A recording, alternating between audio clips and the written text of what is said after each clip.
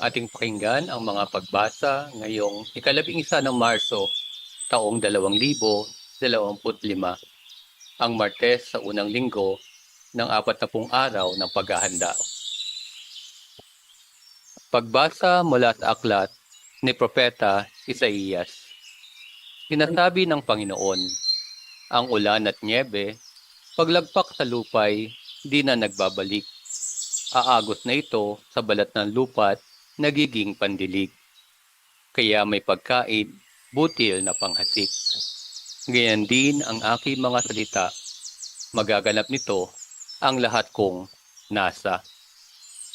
Ang salita ng Diyos. Salamat sa Diyos. Salmong tugunan.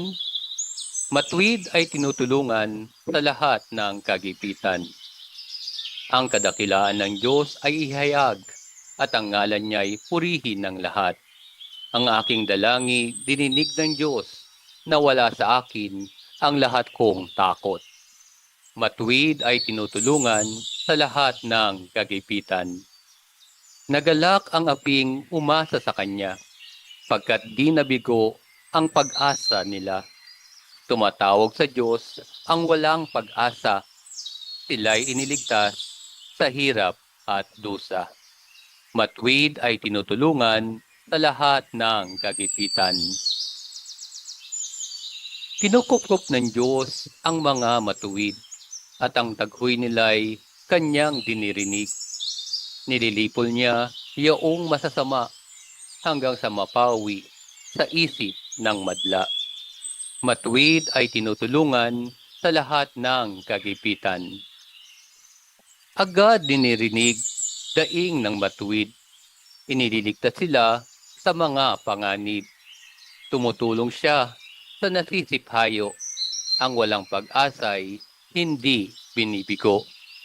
Matuwid ay tinutulungan sa lahat ng kagipitan. Ang tao ay nabubuhay hindi lamang sa tinapay, kundi sa salitang mahal mula sa bibig na banal ng Ama nating may kapal.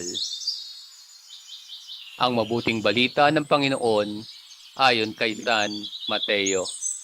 Papuri sa iyo, Panginoon.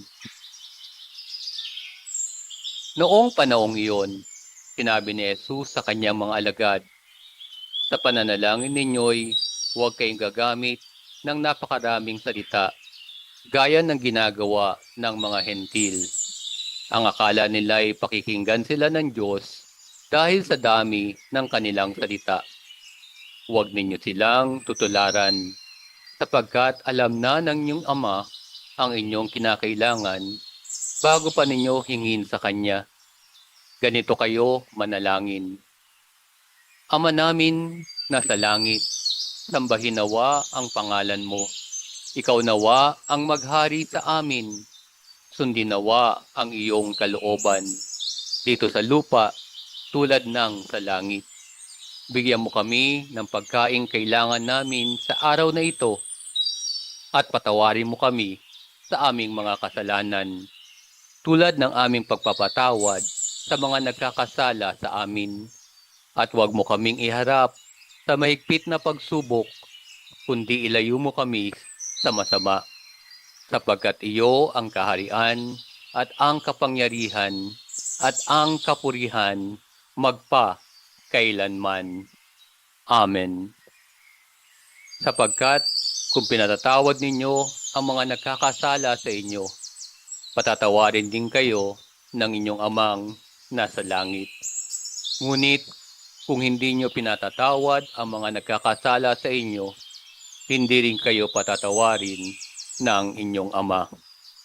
Ang mabuting balita ng Panginoon. Pinupuri ka namin, Panginoong Hesukristo.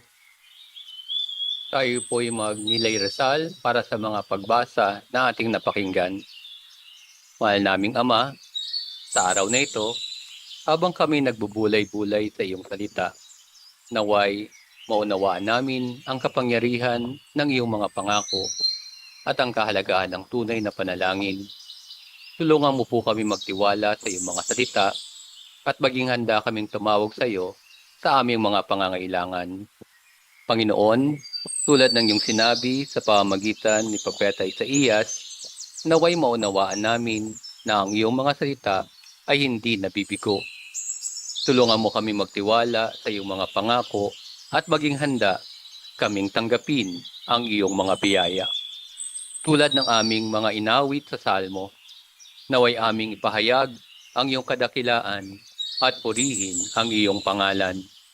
Tulungan mo kami magtiwala sa iyong pagliligtas at maging handa kaming tumawag sa iyo sa aming mga kagipitan. Turuan mo kami magtiwala na tinutulungan mo ang mga matuwid. Panginoon, tulad ng sinabi ni Jesus sa mabuting balita, naway maunawaan namin ang tunay na kahulugan ng panalangin. Tulungan mo kaming umiwas sa paggamit ng napakaraming salita at maging tapat sa aming pakikipag-ugnayan sa iyo. Turuan mo kaming manalangin tulad ng itinuro ni Jesus at maging handa kaming magpatawad sa aming kapwa. Tulungan mo po kami maging instrumento ng iyong pag-ibig at awa sa mundo. Naway, ang aming mga gawa ay magpakita ng aming tunay na pananampalataya at pagtitiwala sa iyo. Sa pangalan ni Jesus, Amen.